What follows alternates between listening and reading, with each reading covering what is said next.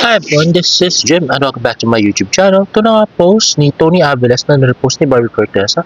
Ganda, Barbie Forteza. So I'm not sure kung yung picture ni Barbie Forteza biniflex ni Tony o yung relo binili ba sa kanya ni Barbie yan. I'm not sure guys. At next naman ay post ni Miss Barbie Forteza sa kanyang Instagram story. So mukhang kumain sila sa labas.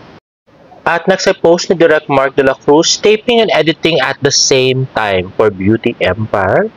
At next ay post ni Barbie Forteza sa kanyang Instagram story, Kapuso Fiesta, see you tomorrow Batangas sa Gualberto Avenue, Rosario, Batangas, June 7, 2025 at 8 p.m. At may video nga si Barbie, let's watch this. Hi everyone! Gusto ko lang po kayong invite tomorrow para sa promo tour ng Beauty Empire. So, bukas po ay nasa... Naglo-load siya. Bakit?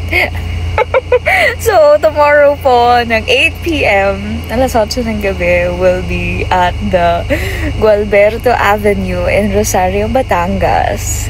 Sana po ay samahan nyo kami, magkita-kita tayo dyan, and kasama rin namin ang cast ng Akusada. So marami kaming pupunta dyan para mapasaya kayo, and yun, ang gusot ng damit.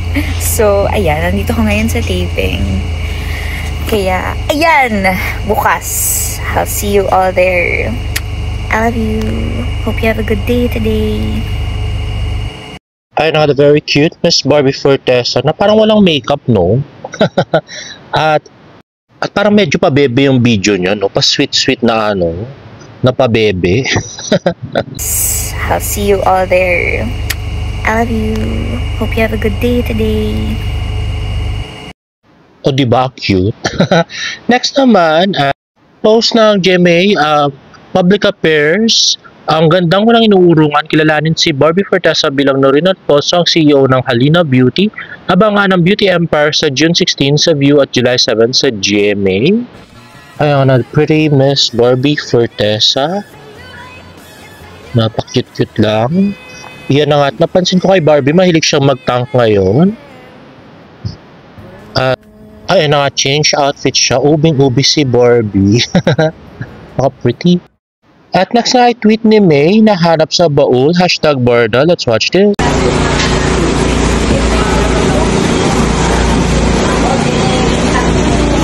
Ayun na nga, so nagkukwentuhan sila from afar. At next naman ay Instagram post ni John Rock, exclusive sale event today. Another pretty Miss Barbie Forteza na puro ribbon ang kanyang damit. Ayan na nga. Di ba 3 ribbon yata yun? Ayan. So, very sexy and very pretty Miss Barbie Forteza. Next naman ay post ni Dada. So, ito nga TikTok post ni Dada, Barbie Forteza. For 9 yung basic TikTok live selling kagabi nga, guys. At next ay TikTok post ni Chris Marie Florida. Ayan o, napaka-comfortable na ni Barbie at saka ni Kylie sa isa't isa. So, ayan. Nakasandal na si Barbie sa braso ni Kylie. At next naman ay post niya rin ni Chris Marie yung napakaseryoso nila sa practice. Sige, kaya nyo yan, Mari. Here yung camera. Turn yung repeat. 1, 2, wait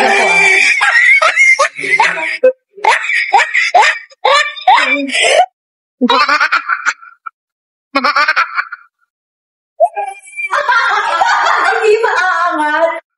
Hala, nagkakamali din pala si Barbie. Grabe. At next is another post by Chris Marie. The two girls share the same brain cells, Barbie and Kylie. Yung chill lang yung ibang kasamahan sa interview, pero ang dalawa hindi maawat sa kakulitan. Sana may audio, no? Sigurado nagtuthrow na naman ang joke si Barbie niyang oras na yan, no? Ay, nako, grabe. So, yun na nga. Si Barbie talaga yung pinaka-komedyante sa grupo. Diba? At next nga ay nirepost nga ni Barbie Fortesa yung tweet ni David Licauco na, wow, thanks for this. Yung pagpapa-billboard ng Barda Elite sa EDSA Guadalupe. Ayun, di ba? Baka big time nila para gastos sa dito. At tweet nga ni Tassie, real talk, Barda Elites, maigali si Barbie Fortesa. The ungrateful sa Barda fans, huh? Kaya ingat, maraming desmayado sa kanya sa Barda FC. Di nga. Parang ka naman masyado nagrereklamo. Parang ikaw lang naman Tassie yung nagrereklamo din. Kay Barbie, no? At saka kay David kasi lumapit, di ba? Sa kanya, siya yung pinuntahan doon sa hindi naman si Barbie yung pinuntahan doon sa taping. So, natural si David yung magtitweet. Yun nga. Anyway, kiber si Barbie sa mga bashers. Marami po siyang upcoming project. So, abangan natin lahat yan.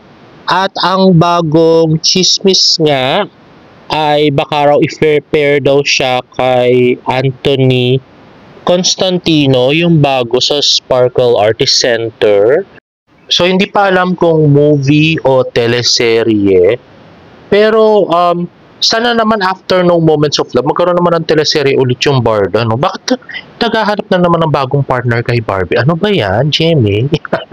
Sa pagkakaalam ko, wala pang nakaline up na teleserye si David for 2026. So, yung sa Beauty Empire lang ngayon, tapos after that, wala pa siya nakaline up. So, sana, imbis na nagkukuha sila ng bago, pwede siguro second pedal. Pero dapat, priority pa rin ng Barda, di ba?